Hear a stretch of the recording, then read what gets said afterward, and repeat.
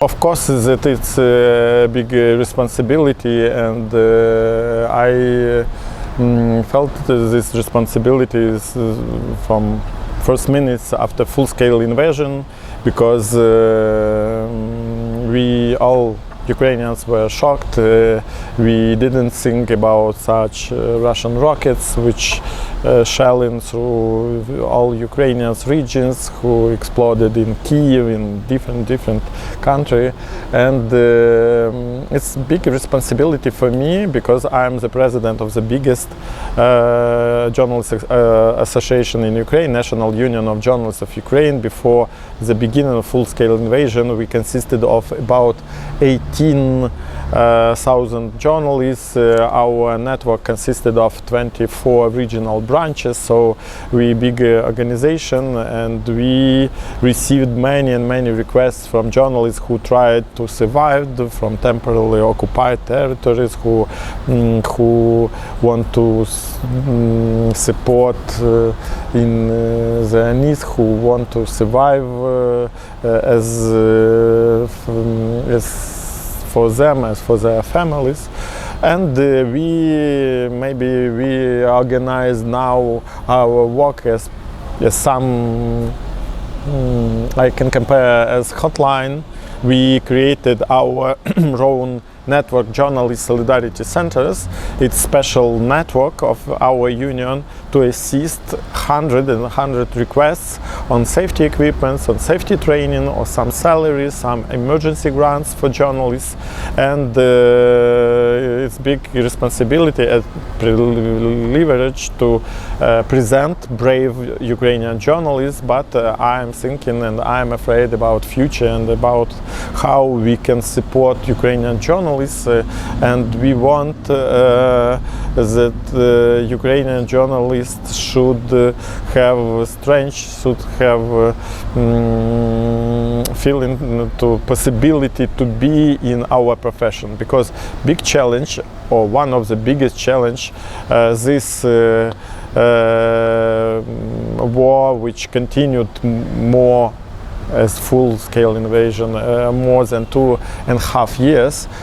Biggest challenge is economical surviving of Ukrainian media and Ukrainian journalists in profession, because now we see that maybe 30% or maybe 40% of media closed in Ukraine.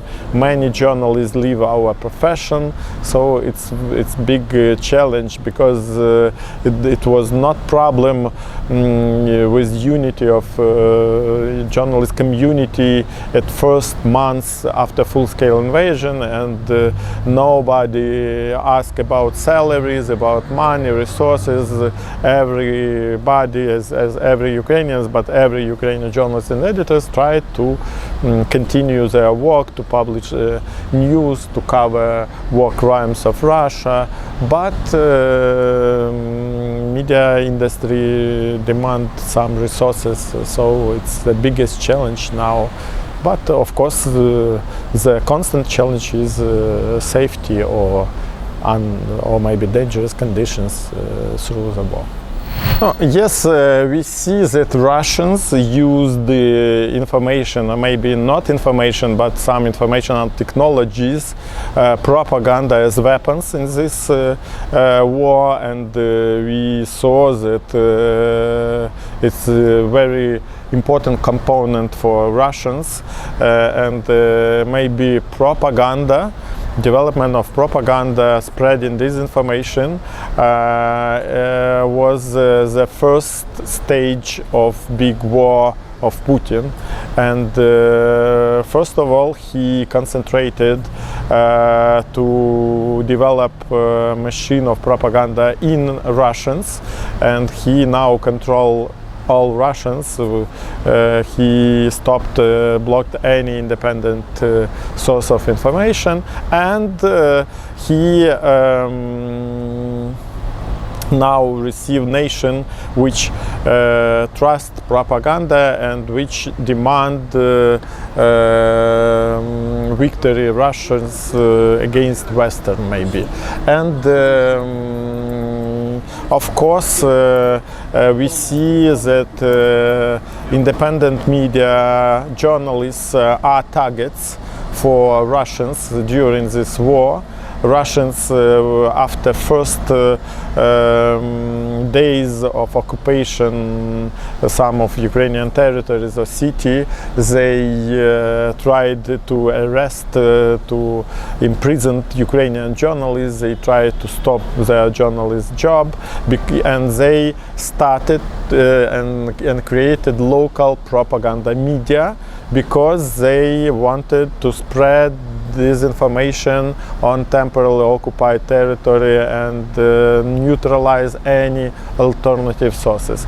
And as a strategy, Russia tries to spread disinformation as uncontrolled by Ukrainian government territory, as spread in Balkans, everywhere.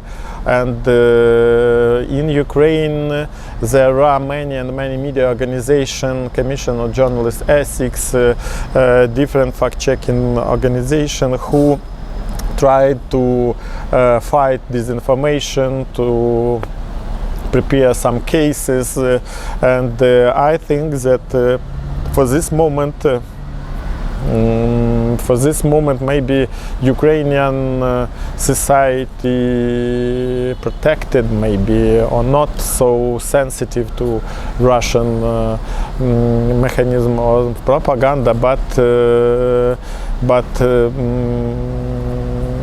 it's continuing challenge because Russia use democracy rules, Russia use new technologies, social media to invent a new mechanism of spreading disinformation. And Western countries, Western society, democracy society not demonstrate so leadership as Russia demonstrate, how they use new technologies, how they try to use, and how Russia try to use some agents in other countries to protect this disinformation and present that it's not disinformation, it's some alternative views or other. But I think that